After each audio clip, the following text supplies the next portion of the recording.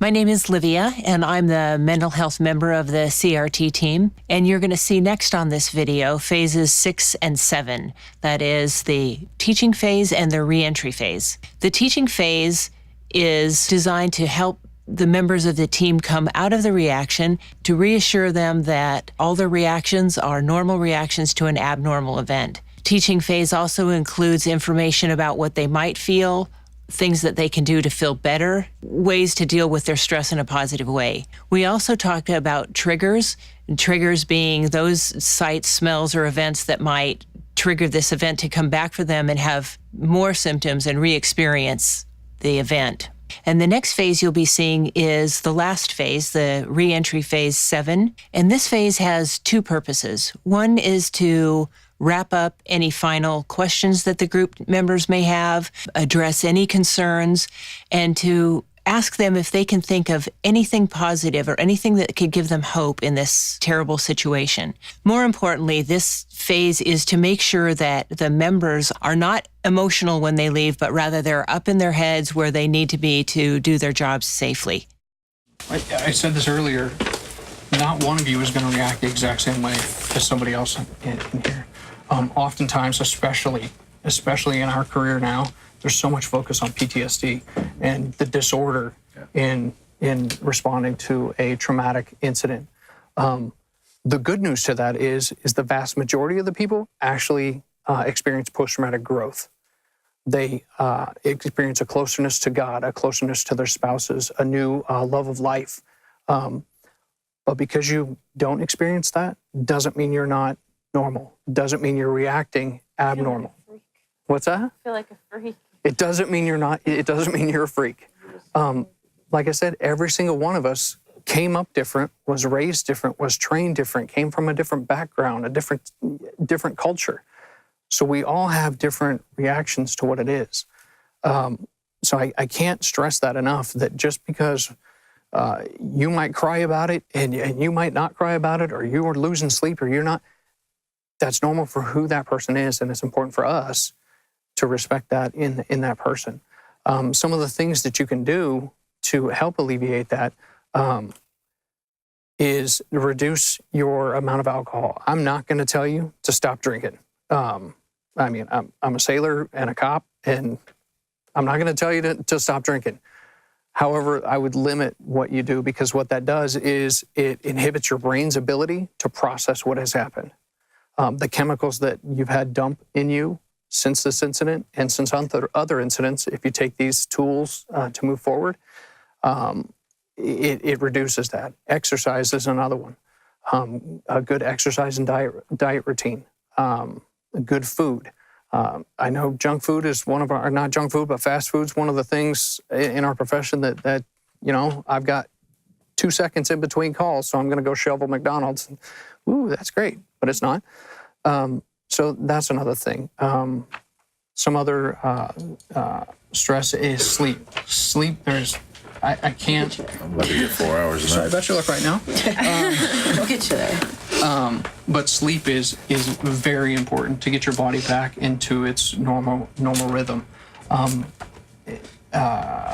Talking with people. There's a lot of stress management techniques out there. A lot of them, us as cop look at it and it's like, what kind of magic are you talking about? I'm not going to go color in some book.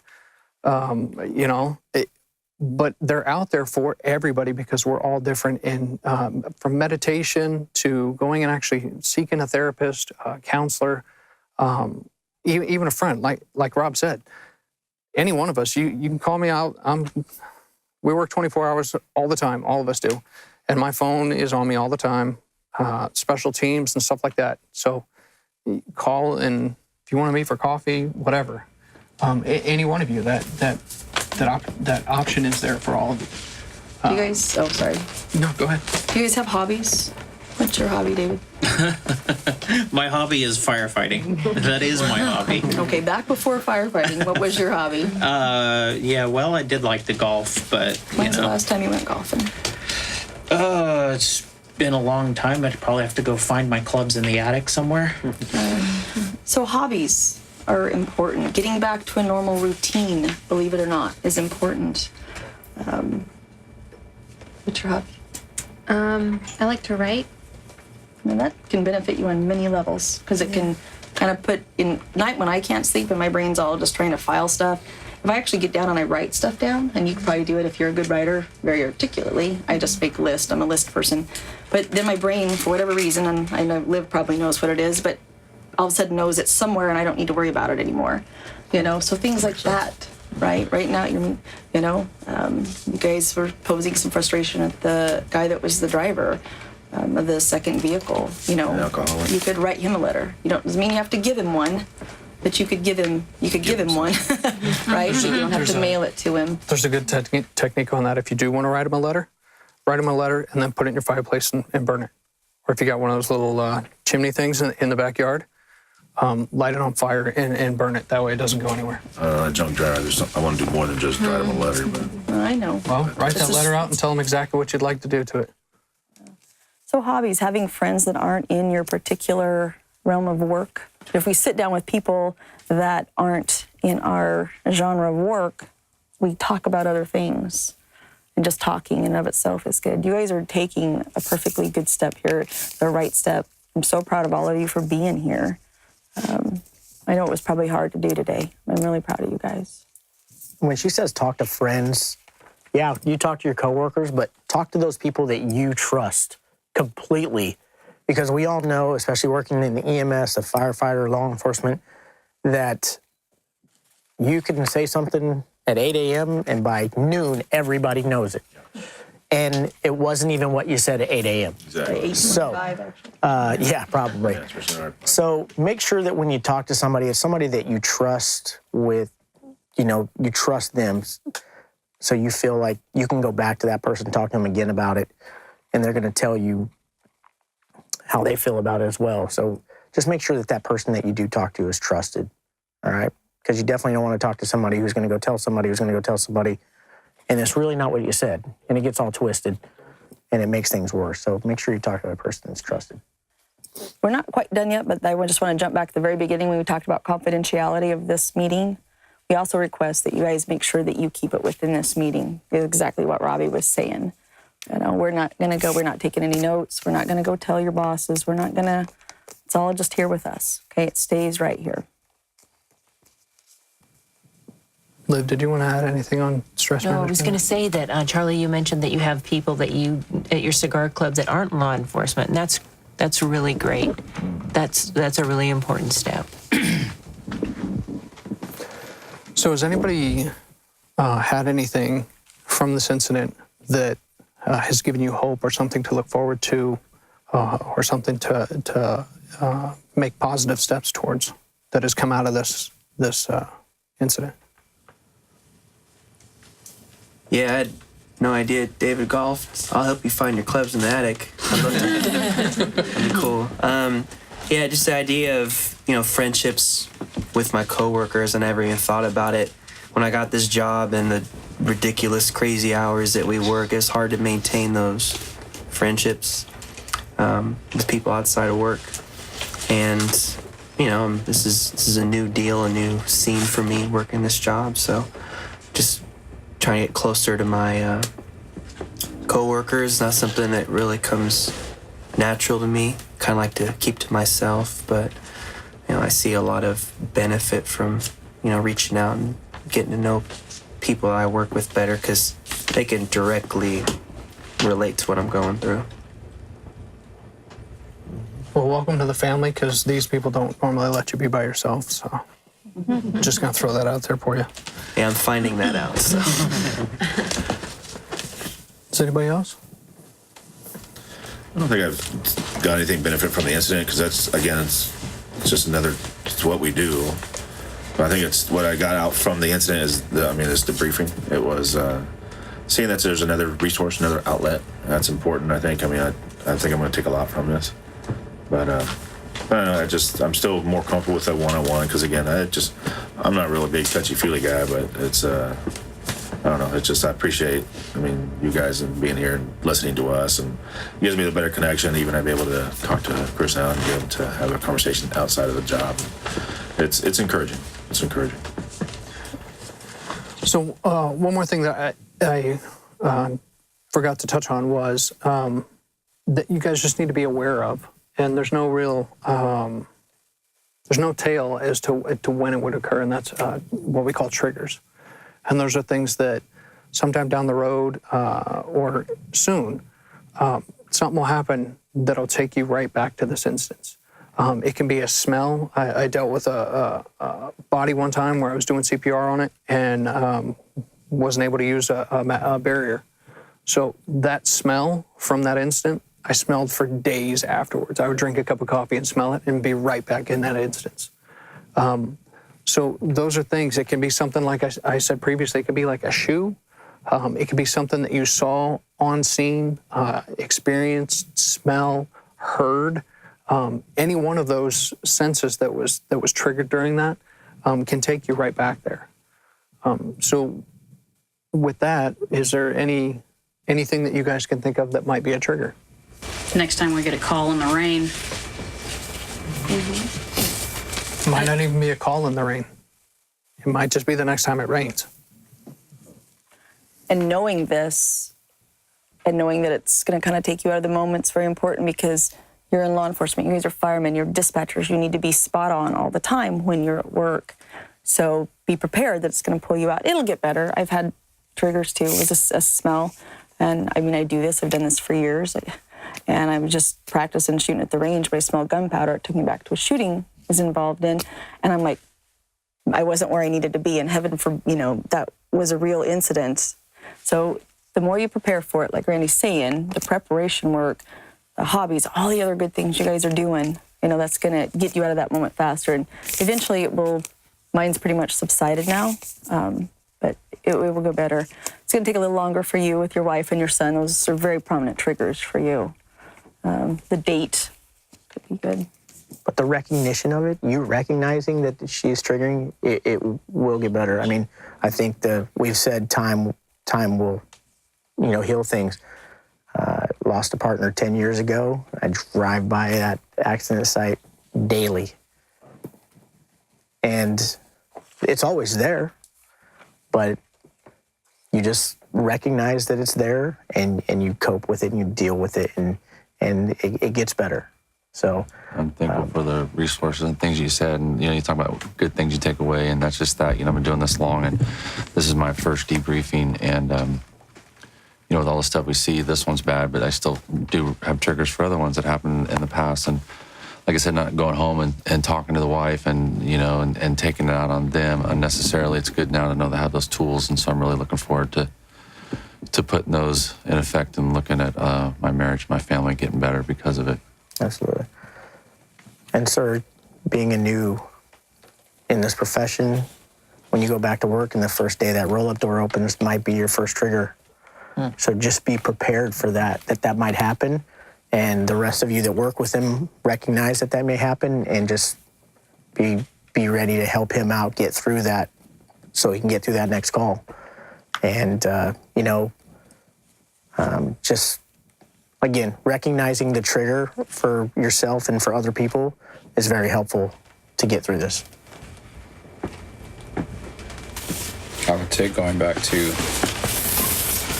not wanting to be here or come. Thought it was a waste of time. Just want to get those budgetary issues fixed and get the equipment working. But when I kind of bounced, so hearing that people thinking about quitting, it didn't make me feel as weak or just wanting to run. But actually, this conversation has made me feel that I'm in the right place. And if I quit, we're just going to put if we all quit, we're just going to put a new set of people here the next time it happens.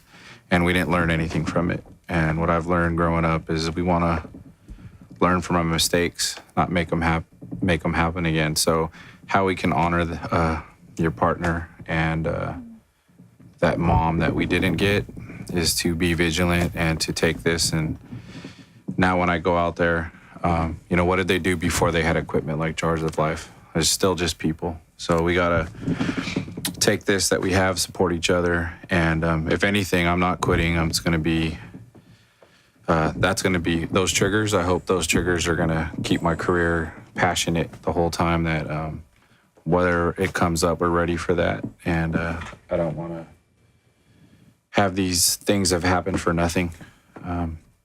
But we're going to honor those people we lost, and those people that have, their lives are changed forever. Well, hopefully we can save lives in the future now, because we've experienced that. We've got a hold of the triggers, and we make those adjustments as humans and just kind of go forward. So I'm actually... And just so you know, Matt, his partner is alive. She's in surgery. So maybe that's something you guys can do, is just go visit her when she's available. That might be something positive. I love your statement. What do we do before Jaw's alive? Yeah. I mean, that is a perfect statement, because really, you did it all with your hands and other little tools and things like that. So well, for 3 days, I've been blaming that door not rolling up and the equipment failure, and I'm just thinking, okay, well, what if I was born in a different era? This was still put on my heart, my skill set to be in this line of work. So let's worry. Let's figure that out. There'll be new equipment in the future that they'll come up with, but I just want to honor those people we lost with being better at my job and being more ready to make audibles and react to situations. And hopefully the community is safer now because we went through this. And so I appreciate what. And just real quick, for anyone who's thinking about quitting for real, just because you quit this job and go on to another job, this doesn't go away. So you'd be really running away from it for no reason. It doesn't go away. It's always going to be in the back of your mind. And those lives lost would be in vain. Absolutely. So. And then when you have another bad call that doesn't sit right with you, do this again. Absolutely. Do it again. And encourage the rest of your teammates and fellow officers and firefighters and EMS personnel, dispatchers. And go in there and tell them we weren't hugging. There was no incense, right? These guys are on my team, so we're never going to have a door that doesn't open again. And we're going to find some alternatives, and we'll have that. Instead of the door not going, we'll have already be on the same page that we are just going to drive through it, or those things like that. So let's I'm here for you, and here for you, and here for you. We're going to be the best unit now because of this. That's what I hope that's what came out of this. Well, I learned to tell the cadets when we learn something, we learn from our mistakes or make wrong choices or anything like that. Lessons learned, chop it up to experience. And when it comes to the emotional part, that's the hard part to really swallow, to deal with. But, I mean, when you get a job, you mess up on a call or something like that. No, lessons learned. If I get in trouble, I'll deal with it. But chopped up to experience. Now I hope to learn from it and move forward. But when it comes to the emotional part of it, that's where it's really hard to swallow that. It's really hard to deal with that. And it's just... But this helps to get through it. And just the one more step. But it just, when it comes real personal, when not liking who I was and where I am, getting so angry real quickly, this helps alleviate that a little bit. I would have never correlated a broken arm and then going through a traumatic incident being like a broken brain. And I never would have thought of that, and that helps a lot too, to think that like we would never go visit his partner in the hospital and look at her in pain and say, you're weak. That'd be foolish and insensitive. And I mean, we went through something awful, and something similar like that happened to our brain. And I mean, I'm still kind of trying to process what that means exactly, but it helps for sure. And one last thought, well, for me at least, as you guys process this and move through it, you are going to get happier at different points. So one day you're going to be happy and laughing and having rested, and it's okay. All right? It's okay to be happy again. Holidays are coming, and even if the holidays weren't coming, it's okay to be happy again. All right? You deserve that. Now, I want to say before we kind of switch topics, because I'm sure that's coming, but you better not quit, because you helped me save that kid in the back of the bus. And I would love to work with you next time. Thanks. So we're going to kind of wrap it up. We've kind of talked about the different reactions and symptoms and stuff that you might have already experienced, might experience in the future. Is there anything else on any topic of what we've discussed other than operational debriefs that you would like to talk about before we kind of break up? And I'm personally looking forward to the resources because I think it'll really, first of all, it's going to help, you know, the EMT that was working with us. But I think, you know, while this is great, you guys are here, you're helping us through this process. This is going to end in a few minutes, but we're going to have the resources, and so we can refresh our memories later and kind of remember what you guys were telling us. And so I think I'm looking forward to that. I'd like to thank you guys for being here, because I think, you know, coming together and hearing people's stories, and because, you know, before this, I didn't know what all of you guys were going through, and I think you guys were taking that time to bring that to attention for me, and I'm sure for others, and now just, you know, receiving that hope. Because I'll be honest, walking into this, like, my heart was in my stomach, and now I feel hopeful for what's to come after hearing most of you guys speak, and just hear that this situation and what we went through does not define who we are or what our future looks like. It's just almost a stepping stone for us to just become better. So thank you guys for bringing that to my attention and helping us. You're welcome. Just by being here. Thank you for sharing.